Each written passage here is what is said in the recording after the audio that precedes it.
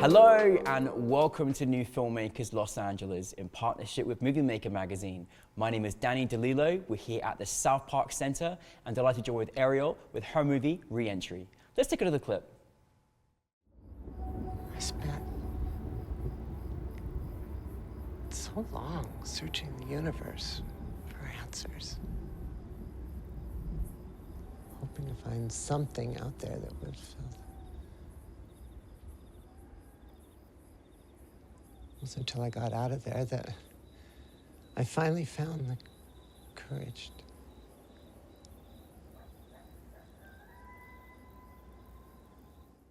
Ariel, thank you so much for being here. Welcome to the New Filmmakers LA family. Absolutely. And thank you for bringing your film. Yeah, thank you.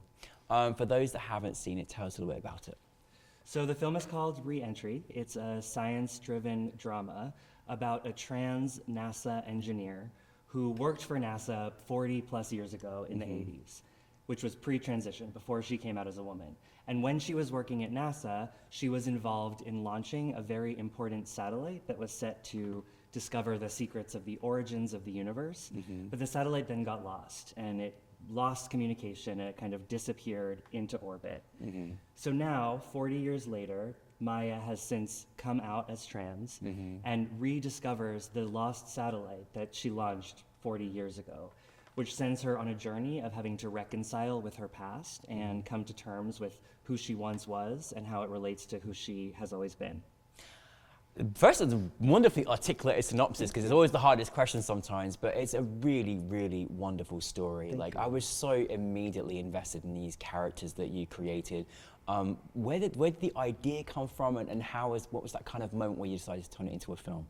Yeah, so there's kind of two sparks that made this film possible. The first is very personal to me, and the second is based on the real science behind the film. So as a trans woman, I have a very complicated relationship with my own past.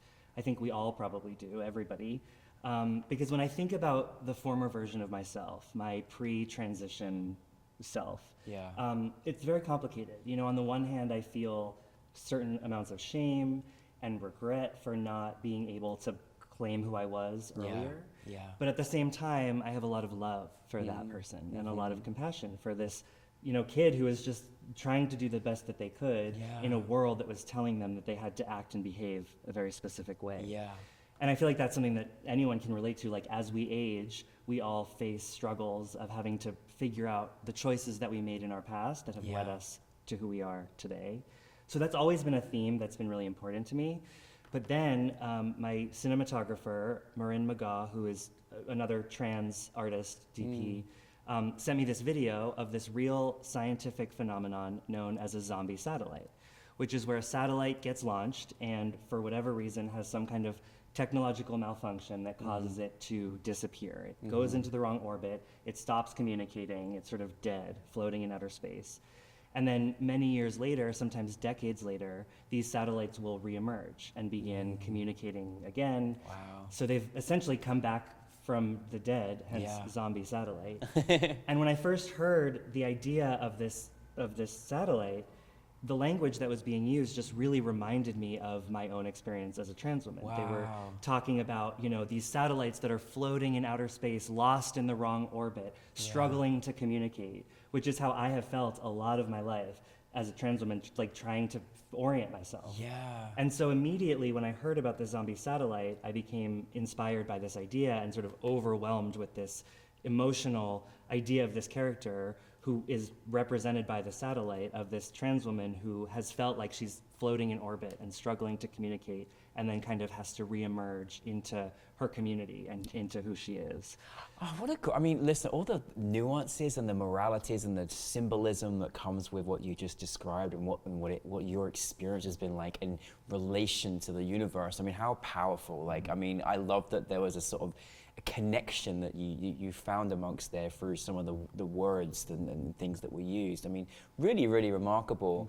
And it really was so special to be able to see through the perspective of this, amazing scientist, but also, through the lens of an experience of over a course of years of where they once were, as you kind of described, to where they are today. I just felt happy because I was like, I'm seeing a film that I haven't seen before through a lens that we need to see more of.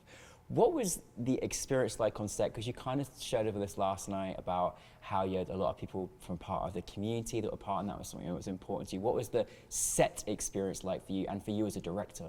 Yeah, it was amazing. It was one of the best sets that I've ever been on, because we were able to have a majority of queer and trans cast members and crew members, which is pretty rare. Yes. And I think, you know, as a trans person who's been working in the film industry for almost 10 years now, it's pretty rare to be on a set that is surrounded with chosen family. And so I think a lot of us walk into these spaces with this kind of armor on because we aren't sure how we're going to be perceived, and we're in spaces where we're definitely the minority. And a huge thanks to my producer, Elida Chetinkaya, who was kind of responsible for hiring and made sure to bring on as many queer and trans people as possible. So when we were on set, we were all able to shed that armor and to just focus on the artistry, which was such a beautiful gift. There was one moment in particular where I was staring at the monitor, and it was myself, my cinematographer, my art director, costume designer, and who was the other person? Sorry. Oh, it's okay. I'll start again. There was this one moment on set that was just really beautiful where we were standing at the monitor, and it was myself, my cinematographer, my costume designer, my art director, and all of us were trans women. And to just be in this space where all of the department heads, most of the department heads were trans women, all together watching this like trans actress do beautiful work was just so, so special. Beautiful. And it was such a privilege, and I want to hopefully continue to do that throughout my career. And you created family as well, you know, which is, and you have to, you're going on the journey of your film, but it's so nice when you can create a great talented family, but, you know, able to feel safe in the process of that, because you're able to be more free in the work, right? What was it like for you? I really loved your actors. Like, they gave us so much emotion just through the essence of their job, but also just their relationship that they had as well. What was it like for you in bringing your cast together, and then also what was it like, what was your kind of process in directing too?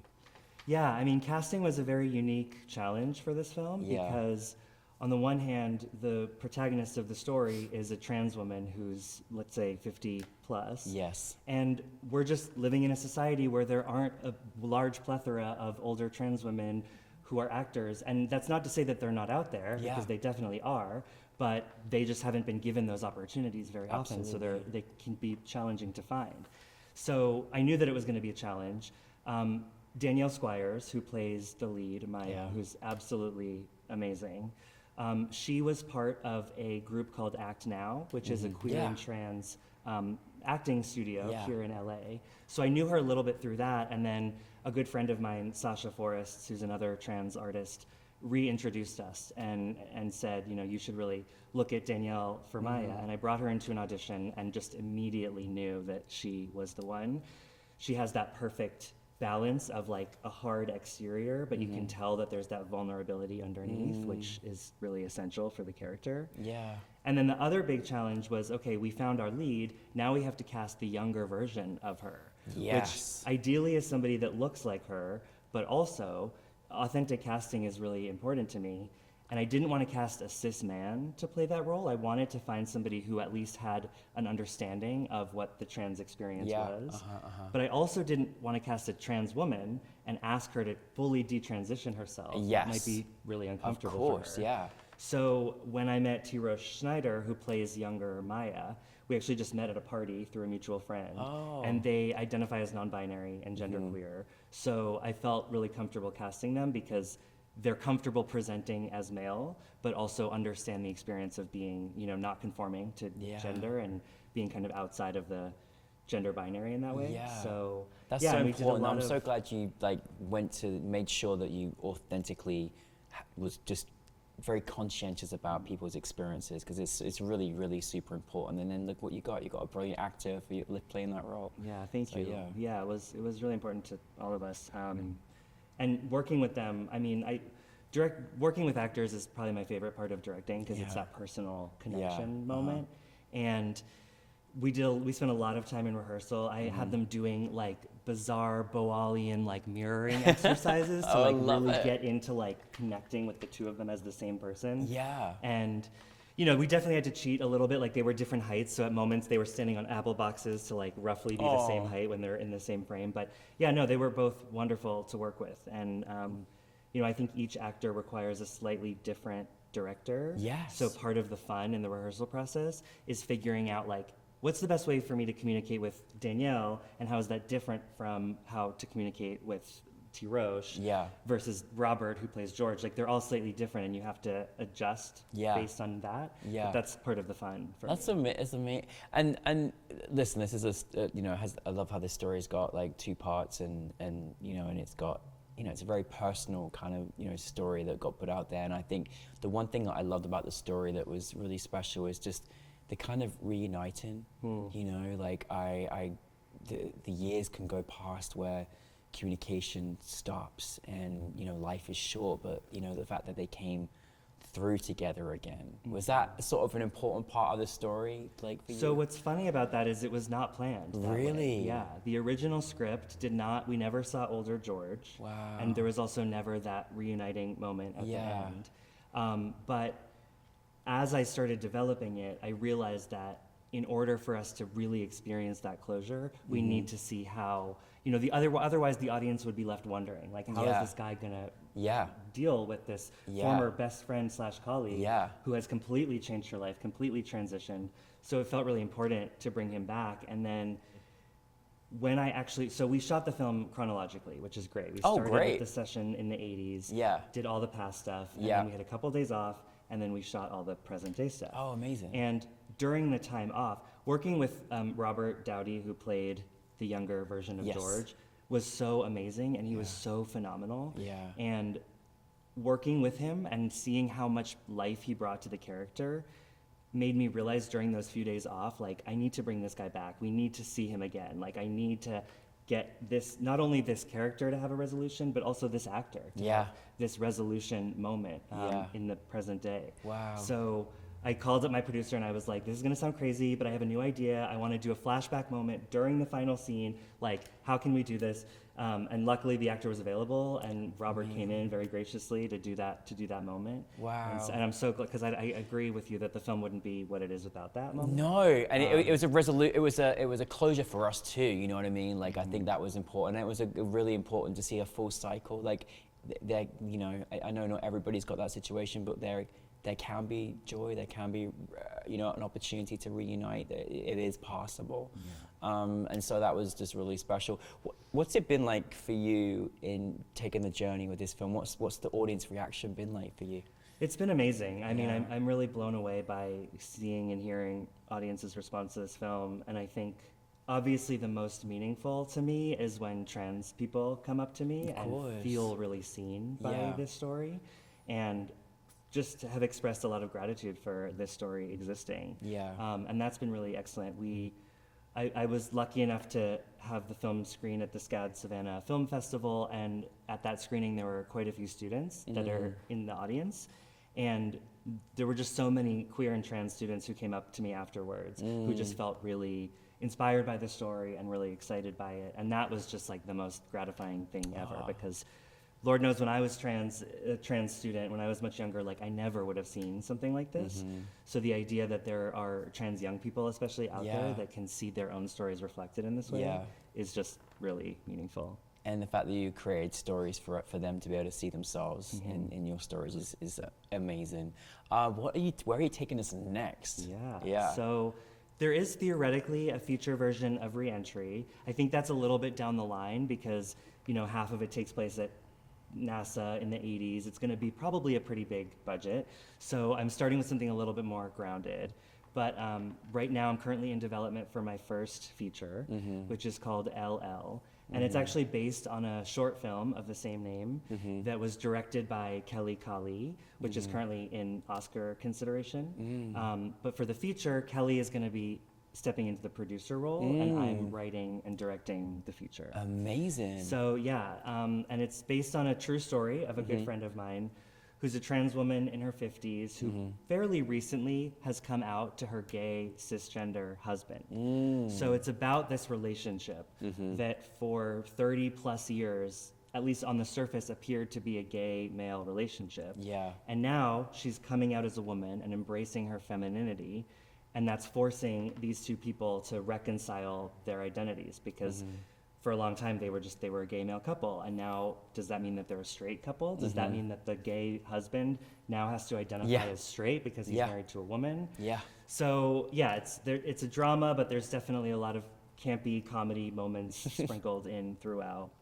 We are ready to see it. Yeah, we are ready to see it. Please bring that to us too. Thank you.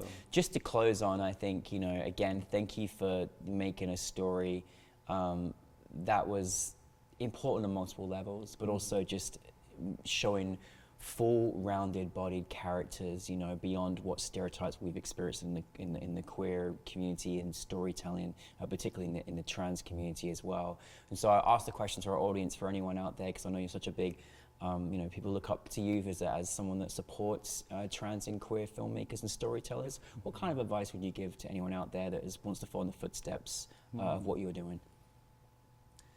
I think institutionally, unfortunately, it's pretty tough right now. Yeah. For a lot of different marginalized identities, and trans people being amongst those as well. Yeah. And so a lot of times, I think any artist is going to face a lot of rejection. That's just par for the course. But I think especially there's an additional barrier to overcome when you have any kind of marginalized identity, including being trans.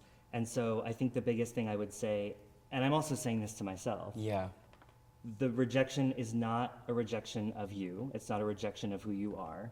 It's ultimately a sign that's kind of pushing you in a different direction.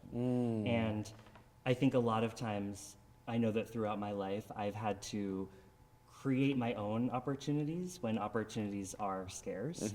And so you will find the people who love and see and accept you for who you are. Those are the people to work with, and those are the people to embrace. And then you sort of gather the community of people who see you and support you and are excited by what you're doing, and you work with those people to create the scarcity that, make up for the scarcity that exists in the world. So great advice. My goodness me. Honestly, it's been an absolute pleasure having you here, Ariel. It's been great to be here. I'm ready for the NFMLA has been just wonderful. So I'm so grateful to be here. You got a lot of friends here. Everyone's very popular. Lots of lovely people say lovely things about yourself and also the movie as well. So thank you for being part of the family. We'll never let you go now. That's it. Great. I'm yours. I'm all in. Absolutely. But no, we're really excited. We can't really see your next project, but thank you so much for being here. Thank you. Thank you so much.